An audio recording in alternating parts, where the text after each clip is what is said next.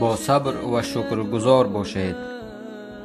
همه ای فکرهای نالازمه را یک سو گذارید.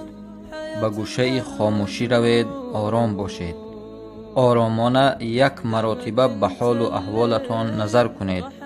بعد به دیگرها از خود پرسید: آیا شما از خود راضی هستید؟ علم دینی و دنیوی کافی دارید؟ خوشبختید یا بدبخت؟ از عملهای اجرا کرده اتان راضی هستید؟ عمل و خصلت‌هایتان به خودتان پسند است؟ پدر و مادر و زن و فرزندتان از شما راضی هستند؟ الله از شما راضی است؟ شما را بغیر از خودتان دیگر کس نمی داند. تنها خودتان را بها داده می توانید. دل شما را تنها خود شما و الله می داند. در این دنیا همه درد و غم دارد. همه قریب بیمار است. یکی را دل داده فریب کرده است، دیگری را دوست. یکی پدر و مادر گم کرده است و دیگری زن و فرزند. یکی تهمت دیده است و دیگری از تهمت کرده اش ناآمدی دیده است. یکی از نارسایی یک برده نان می نالد، دیگر از تلفن و ماشین گران ارزش. این دنیا ابدی نیست، نه پول و مالش نه آدمانش. هزاران آدمان را می بینم که غمگین و دلگیرند. یکی گریه می کند، دیگر می نالد و فریاد می زند. دلشان از زندگی مانده است. صدها آدمان از دلگیری و غم و اشک به خودکشی دست می زنند. هزارها آدمان به جان خویش عذاب و شکنجه می آورند. چرا؟ چون که ما بنده های ناشکریم و الله را خوب نمی شناسیم.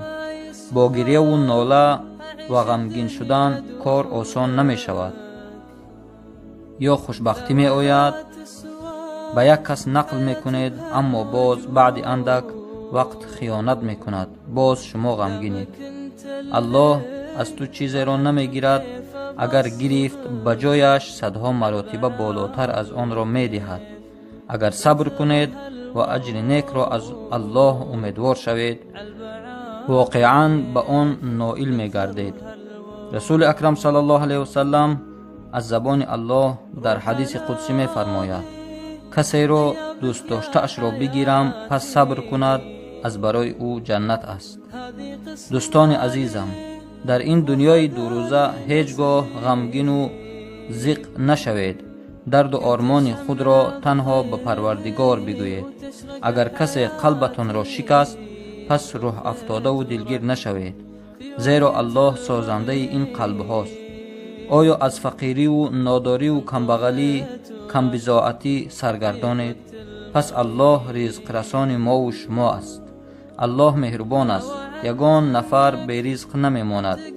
آیا دوست داشته اتون بی وفاگی کرد و شما را تنها گذاشت؟ غمگین مشوید، زیرا الله وفادار شماست. آیا به سرتان مصیبت آمد، پس معلوم می شود که بنده دوست داشته الله هستید. آیا از فراق کسی می سوزید و دلگیرید؟ غمگین مشوید، زیرا الله دوابخش و دوستدار ماست. روز می شود باز خرسندی می آید. پایان شب سیاه سفید است. انشاءالله باز روزهای نیک در پیش است. هیچگاه دلگیر مشوید. اگر مشکلی آید با صبر باشید. اگر دنیا آسان می بود با گریه آغاز نمی شد.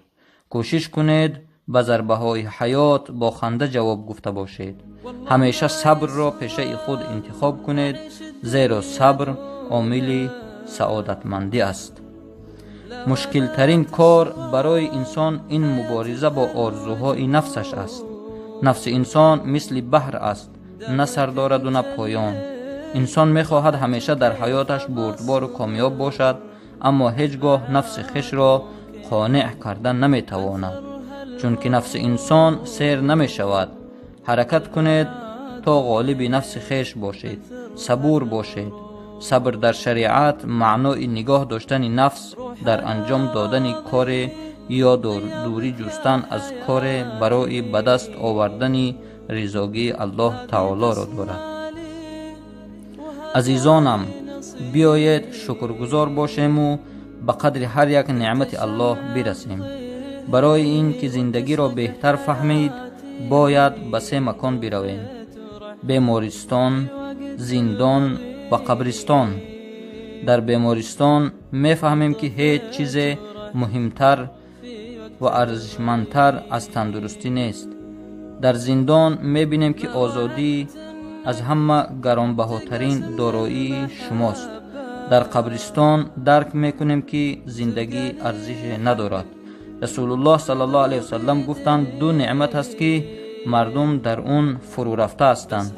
یکی از این صحتی، تن صحتی، و دیگری در کشادی، در فراغ بودن.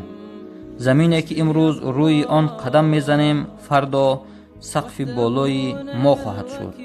پس بیایید شکرگزار باشیم و به قدر یکدیگر برسیم. شکر کنید که دست و پای روان، چشم بینا و گوش شنوا دارید. شکر الله کنید که الله به ما نعمت خوردن، نعمت دیدن، نعمت شنیدن و نعمت درک کردن اشیا را عطا کرده است. اگر خوبتر فکر کنیم چقدر نعمت‌های گران ارزش داریم. دوستان عزیز، هیچگاه زیاد شکایت نکنیم که زندگیم بد است، هیچ چیز ندارم، سلامتیم بد است، شوهرم یا زنم مرا دوست نمی دارد. یک مرتبه به حال و احوال انسان‌هایی که حال اونها از ما دیده خیلی پستر و بدتر است ببینیم به چه حال گرفتار هستند. ای بنده ای ناشکر، حالا من و تو زندگی وزنین و سلامتی بد را ندیده ایم. الحمدلله که الله به ما حیات آسوده را با نعمتهای گرانبهایش عطا کرده است. ما حالا زندگی وزنین و سلامتی بد را ندیده ایم، بلکه هرچی شد هم در نعمت و هم در مصیبت زیاد شکرانه الله مهربان را بنماییم و بگوییم شکرانه الله، زندگی و احوالم خوب است. آدمانی هستند که حیات و طرح زندگی ما را آرزو میکنند. در یک کنج دنیا آدمان بیگمان کشته میشوند، یک انسان از تشنگی و گرسنگی میمیرد. شکرانه الله مهربان بنماییم و بگوییم یا الله، شکرانه تو، به فضل تو ما زنده و احوالمان خوب است. الحمدلله. الله مهربان در کلامش به ما بندگان آشکار و روشن می فرماید.